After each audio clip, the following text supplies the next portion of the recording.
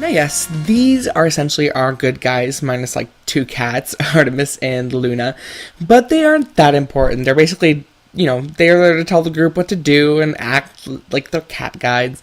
Honestly, the Sailor Squad is great, but I gotta say, I always preferred Sailor Moon villains over the good guys, and you can probably see why.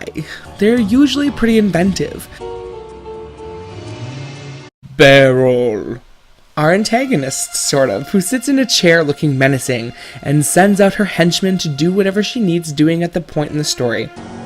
Our energy reserves are not growing fast enough. If I'm to release the Negaforce on schedule, I must have the Silver Imperium Crystal in my possession.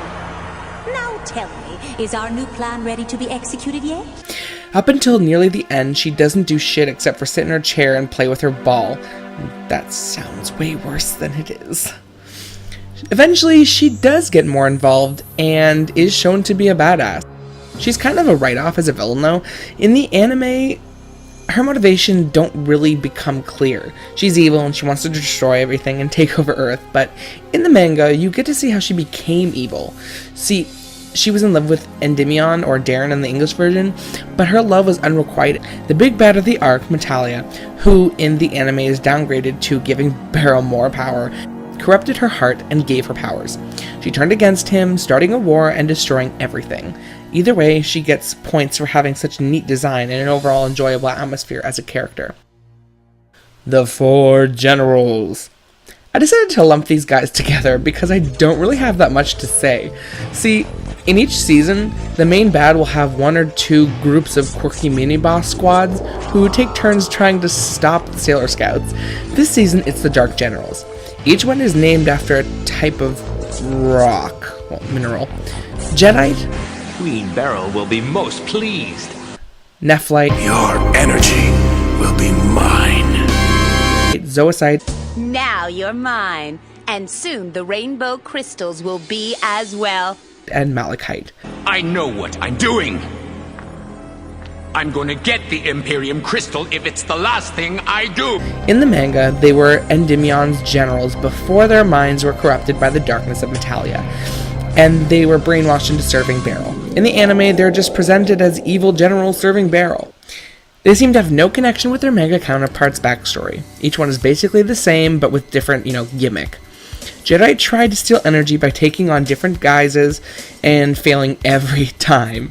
Nephlite did the same, but he used the stars to tell him who his targets were going to be, and he also had the power to possess objects with, demons or whatever. And eventually, he would fall in love with Serena's friend Molly, who I am not doing a description of because we'll get to that one day, who would in turn turn him good. But oops, he died! Zoisite, who, by the way, was dubbed as a woman in the English version because in the Japanese version, he was in a relationship with Malachite, and that does not fly in children's media.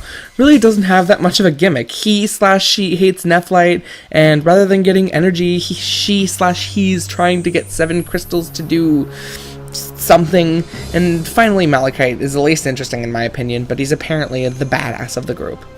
So now that we have all of the main characters out of the way, let me give you a breakdown of how every episode ever goes.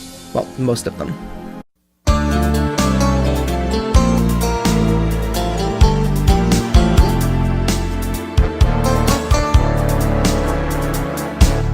One of the generals tells Beryl the plan to get energy, or an item, or do whatever it is they're supposed to be doing, including sometimes trying to get the Silver Moon Crystal, and sometimes not for whatever reason. Beryl says something ominous, and then cut to the girls doing whatever they're doing. There's a new store in town, or a new craze among the city. One or all of the girls gets caught up, but realizes that something isn't right. All of a sudden, oh no, the Negaverse reveals itself and a monster appears, having earlier pretended to be a human. The girls transform. By the way, do you like this transformation sequence? Because you're going to be seeing it every episode. They run around, sometimes doing attacks and getting things thrown at them, sprayed at them, and generally just, getting attacked. See, this monster of the week was sent to do a job by the general whose turn it is that week. Sailor Moon flails about, cries, and then BAM! A rose kind of scrapes the monster? Who did that? he cries out, and suddenly Tuxedo Mask appears and says something witty amidst the sound of castanets. He tells Sailor Moon to get on with it, bitch! And she suddenly remembers that she can indeed use her powers. See, in the anime, she's the only one whose powers can kill monsters. Anyway, monster dies and then bad guy goes, "Oh no!" and gets yelled at by the Queen Beryl. Rinse, repeat. So, about the monsters. There are a lot of interesting ones in the series. In the manga, the monsters aren't presented like they are in the anime, or, like, at all. They're just kind of background villains to get thrown around and make it look like the generals have more power behind them. The girls fight the generals directly, and each chapter usually features a different villain.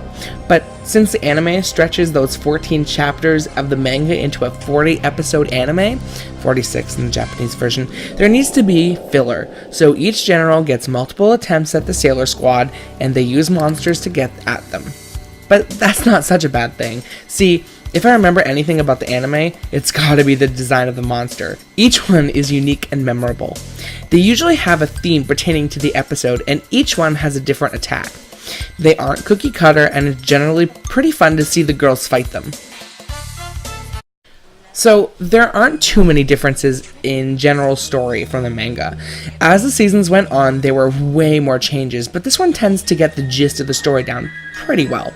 Mind you, because there are so many more episodes in the anime than the, 14 chapters of the manga, the story had to be stretched out and changed a bit to make it interesting enough for that many episodes. So, you get a lot of changes, and a couple things are pretty big. The role of the generals is really one of the bigger changes. In the manga, they're treated much more like monsters of the week. Yes, they have tragic backstories and, a link to Endymion, but they are still one-off villains who appear in one chapter, practically get defeated right after. This is typical of all quirky mini-boss squads in the manga. In the anime, their characters get inflated to medium villainy. They aren't as powerful as the Queen, but they command monsters and last for a while on their own. Also, the story is all over the place. The manga has a clear story. The villains are looking for the princess, and because she has a legendary silver crystal that gave the moon its power, in the wrong hands, it could mean immense destruction. The baddies need to get the crystal so their true leader, the evil force Metalia, will be able to get strong enough to take over the world. The anime throws all sorts of plots out there. They start off looking for energy to feed Metalia, who basically is their "you should do this" person. Then Beryl's like, "Oh hey, did you find that silver crystal?" And everyone's like, "Oh yeah, we've been looking for that forever." And then Sailor Moon gets it, and they switch to finding people who have colored crystals inside of them, which will resurrect ancient warriors and whatever. And then finally Beryl kidnaps Darien / Moromu, because if he's evil, Sailor Moon can't have him. The biggest change, however, is the fact that Beryl is the main villain of the anime. She gains powers thanks to Metalia and becomes Super Giant Beryl, and fights Queen Serenity. Oh, did I mention? Sailor Moon is also Queen Serenity, which makes sense to everyone except for all of the characters of the show. She's only the Sailor of the Moon, and they're looking for Moon Princess. Just saying. So, yeah, the logic of the show is a bit flawed, and I know this might be a bit confusing to understand. It's a show that is best watched and not thought about, but honestly, I love it so much. It's a staple of my childhood. Recently, Viz started redubbing Sailor Moon so it'd be closer to the Japanese version, and it's pretty good. It makes a little bit more sense than this version, I have to say. Oh, did I also mention that the DeK version, the original English dub version, is a very abridged version of the Japanese? They changed a lot, added random stuff, and took a lot of the liberties with the show to make it more kid-friendly. And I have to admit, I love it. Is it flawed? Oh yeah. But I have to say, the original dub pulls at my heartstrings. The voices are usually perfect, minus a few awkward lines. The music is memorable to say the least, and honestly, Sailor Says, the more you know section of the end of every episode, is a staple of the earlier seasons that I love more than anything. Ever. It's flawed, it's old, it takes so many liberties with the original source material, but I can't help it. I love this show. And here's the best part. We've only covered one season. There are 4 more plot lines in the show Well, technically 5, but we'll get back to that in another video coming up. And basically, we've only scraped the surface of what happens to our beloved Sailor Scout. We've only covered 1 season. We've got 4 more Walnut Squad, so strap in.